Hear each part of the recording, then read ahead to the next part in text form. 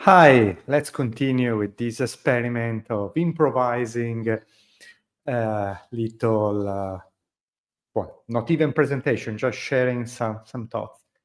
And something that I have been thinking of for quite a while is the tendency that we have to act as generalists and the different way that we look at that as individual contributors, as clients, as business owners, and so on.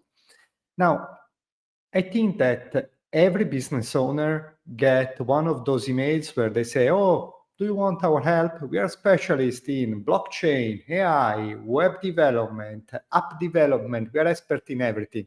And you look at these emails and say, "Okay, either you are the new Leonardo da Vinci, able to be an engineer, a painter, an architect, whatever, all at once." And I don't think that you will be sending this kind of emails if you were, or you're just a guy that is poorly prepared in all of these things. So I can trust you that you have the same level of expertise on all of these things. I just cannot trust you that you have a high level of expertise in all of these things. So I think it's ridiculous when we present ourselves as experts in a huge variety of things, right? Just doesn't make any sense at all. But I can understand that as individual contributors, for example, as developers, we really like the idea to be generalist. And I think of my experience when I was working at TripAdvisor and then I moved to Groupon. At TripAdvisor, there was a very clear way of working. It was a little bit boring and repetitive, but we were very productive. We were doing certain things in a certain way, and every day we were implementing features, fixing bugs, closing tickets like there is no tomorrow. But you have no choice on the approach, the language, the framework, nothing. And after TripAdvisor, I moved at Groupon because I was young and stupid and I didn't know which amazing company I was leaving. And so I arrived at Groupon, where it was a lot of fun because you could do whatever you wanted. And guess what? We got nothing done. So one day you were working in Ruby, the other day you were working in C++. You made all sorts of decisions. We were like kids without supervision. A lot of fun, we got nothing done. So I was thinking that as a developer, it was way more fun to work at Groupon. But if they offer me shares of TripAdvisor or Groupon, I had no doubts. At TripAdvisor, things were working. At Groupon, no, not really. Maybe I shouldn't say more, not to be sued. But, it's like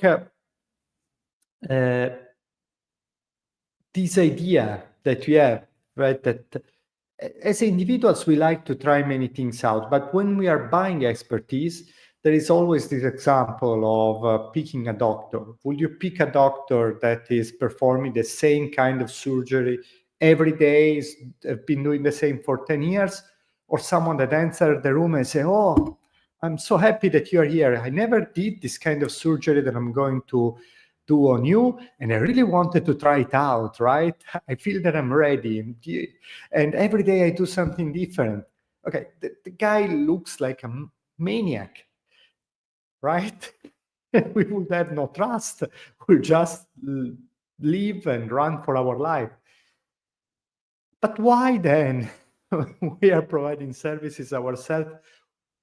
So many people have the will to say, "Oh, I want to try something new every day." You want to play, you want to learn at this at the expense of the poor people trusting you. It doesn't sound very professional, right? So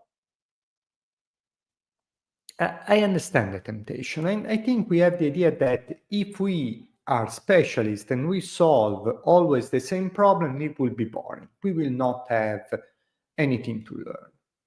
And I think that initially you may have this impression, but after a while, you realize that if you are facing the same problem over and over, well, one small bonus is that you start to look smarter because it's not your first time encountering a problem, so you have actually something smart to say because you have done all your errors in the past. You're starting to see what works, and so you can give advice that is worth something and look smart.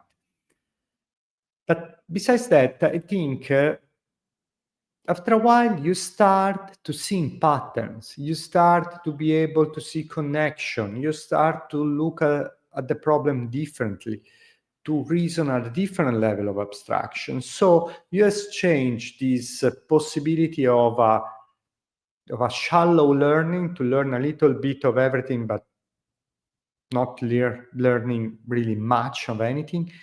You exchange that for going deep into a problem and understanding at a different level, a level at which very few people arrive. And so while it requires a little bit of discipline, and while it's fun to play with a new programming language every month, I think there is really the possibility of getting intellectual satisfactions by sticking to a niche. And besides that, you're providing way more value if you do that. So, not to say that you cannot be a generalist and all generalists should disappear. Maybe there is a space for them, especially in areas where, especially when there was more of a geographical market. Now I think, there is less and less need for generalists.